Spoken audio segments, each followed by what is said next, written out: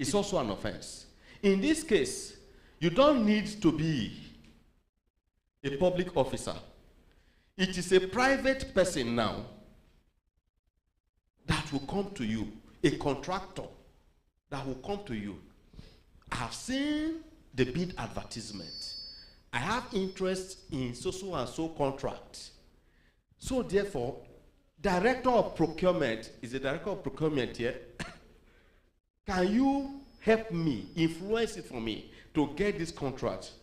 I have a bribe of 10 million naira to give to you.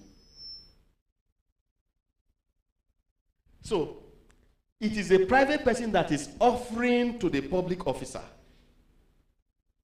If that director of procurement or director of admin, director of human resources, as the case may be, is a person of integrity, he reports the bribe giver to law enforcement agency,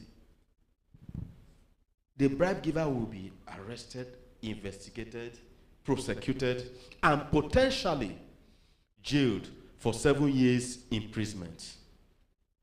Then we have corrupt demand by person. Now, look at section 10, the remarkable difference between section 8 and section 10.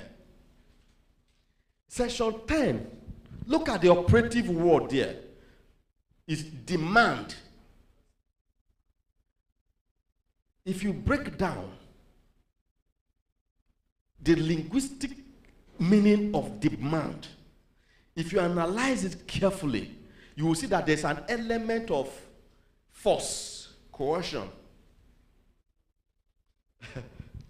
If somebody related to you have ever been arrested by, I will not mention any law enforcement agency before, they will ask, you want this person to be free? You must bring so and so amount of money. If you don't bring so and so amount of money, you will not get your person on bail. So the prospective bribe collector puts you under duress, undue influence to extort something from you. So there's an element of extortion under section 10 of the Icpc Act. And in recent times, the jurisprudence of the Corrupt Practices and Other Related Offences Act 2000 has expanded with the conviction of a popular professor at the Obafemi Awolowo University. We are talking about a professor of consummate international status, published all over the world, who demanded for sexual gratification from a female student. That is why I said the jurisprudence of section 10 has expanded. It must not be monetary bribe again. Sexual molestation by lecturers has been captured under section 10. If you go to our tertiary institutions, one of the groundbreaking works of Icpc is also investigating sexual molestation by academics against female students and against male students too. Because sexual molestation is not only orchestrated by male towards female. Female too can also orchestrate it towards male. And it's all over the internet, where a renowned professor demanded for sexual gratification from a female student. The female student reported to Icpc. Icpc investigated the case, apprehended the professor.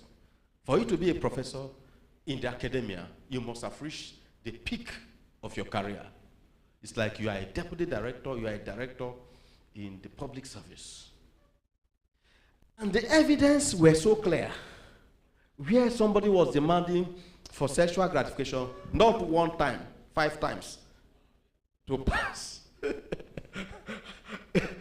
to allow somebody to pass a postgraduate course. To cut a long story short, there was a prosecution at the trial court, there was conviction. And there was a plea bargain. Oh, this is so embarrassing. I don't want this to go to, the media and all that. Let me do plea bargain. And what betide you? To quote from the passages of the Bible. When a female judge is handling a case of sexual harassment, molestation, rape, as the case may be, you are a gunner. The trial judge said, no, this is a serious thing. We are not going to accept non-custodial sentence on the big man. The big academic name was asked to proceed to 5 years in prison. You know what it means when you reach the peak of your career. You are put. How many of us have visited prison before? It's a more serious case than a hospital setting. Because in the hospital, you see people visiting you freely, massaging you, giving you comfort. But the prison, psychologically, is worse than the hospital. So that was what happened in that case. I heard of a case in Rivers State where an agency investigated a senior professor in one of the universities that was demanding demand is the word, gratification from a married student, and ensure that the student spilled over for 2 years. And the student reported to the security agency. Security agency investigated and